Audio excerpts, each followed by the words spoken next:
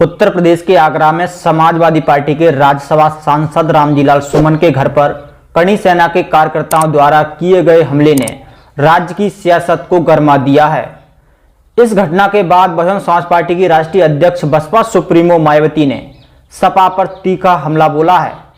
मायावती ने सपा पर दलित समुदाय का शोषण करने और सामाजिक सौहार्द बिगाड़ने का आरोप लगाया है। बसपा सुप्रीमो मायावती ने सोशल मीडिया प्लेटफॉर्म एक्स पर 2 लगातार ट्वीट के जरिए अपनी बात रखी। पहले ट्वीट में उन्होंने कहा कि सपा अपने राजनीतिक लाभ के लिए दलित नेताओं को आगे करके जो घिनौनी राजनीति कर रही है, अर्थात उनको नुकसान पहुंचाने में लगी है, यह उचित नहीं। उन्होंने दलितों को सपा के हथकंडों से सावधान रहने की सलाह दी। दूसरे ट्वीट में मायावती ने सपा पर समुदाय विशेष का अपमान करने का आरोप लगाया और कहा कि इससे समाज में दुर्भावना फैल रही है जो सामाजिक सौहार्द के लिए ठीक नहीं है। बसपा सुप्रीमो मायावती का यह बयान सपा सांसद रामजीलाल सुमन के घर पर करणी सेना के हमले के कुछ ही घंटों बाद आया है।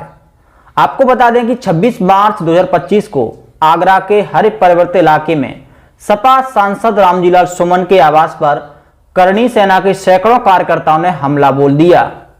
यह हमला सुमन द्वारा राज्यसभा में मेवाड़ के शासक राणा सांगा को गद्दार कहने और बाबर को भारत लाने का जिम्मेदार ठहराने वाले बयान के विरोध में किया गया। करणी सेना के कार्यकर्ता बुलडोजर लेकर सांसद के घर पहुंचे और वहां जमकर तोड़फोड़ की। उन्होंने सांसद के घर की खिड़कियों के शीशे तोड़ दिए, गाड़ियों को क्षतिग्रस्त किया गया और कुर्सियां फेंक दी गईं।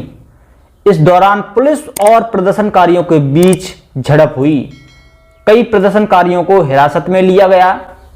इस घटना के समय सांसद रामजीलाल सुमन दिल्ली में थे, जबकि आगरा में मुख्यमंत्री योगी आदित्यनाथ भी एक कार्यक्रम में मौजूद थे जो सांसद के घर से मात्र 1 किलोमीटर की दूरी पर था।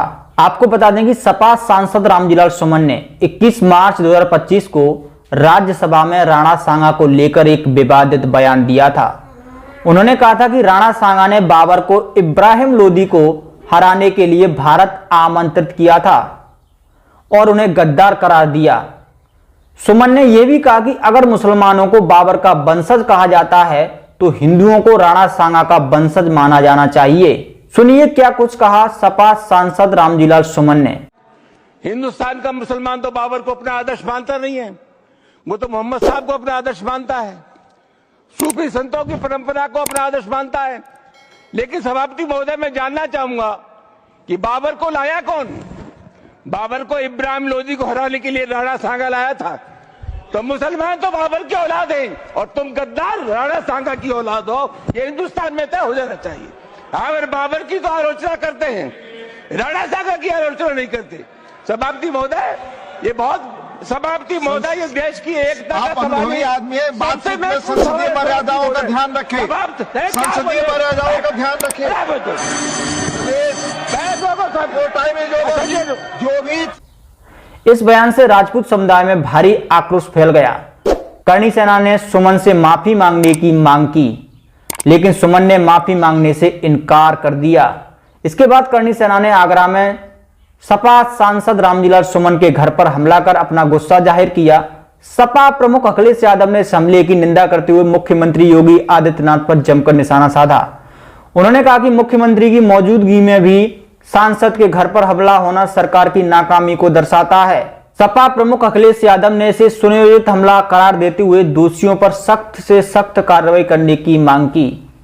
आपको बता दें कि रामजीलाल सुमन का बयान और उसके बाद करणी सेना का हमला उत्तर प्रदेश की राजनीति में एक नया तनाव पैदा कर सकता है।